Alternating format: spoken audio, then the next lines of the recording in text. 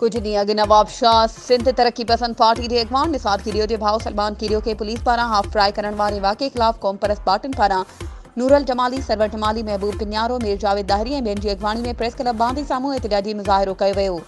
ऐं मुखी ते अॻवाननि ॻाल्हाईंदे चयो त SHO Nawab Shah B section Tufail Bhutto Salman कीरियो खे खंबे गुम करण बैदि हाफ फ्राई करे छॾियो आहे, जंहिंजी सख़्त लफ़्ज़नि में मज़ामत करियूं था। हुननि वधीक चयो त जेकॾहिं सलमान कीरियो ते केस वग़ैरह हुआ त उन जी गिरफ़्तारी ज़ाहिर करे कोर्ट में पेश कयो वञे हा, पर हिते झंग जो कानून आहे। नवाब शाह पुलिस पंहिंजूं अदालतूं क़ाइमु करे फ़ैसिला करण लॻी आहे।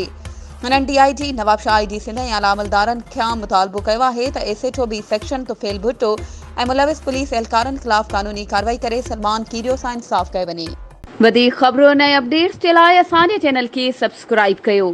ऐं हा, बेल आइकन खे प्रेस करणु न विसारिजो त जीअं असांजी हर नई अचण वारी वीडियो तव्हां ताईं पहुची सघे।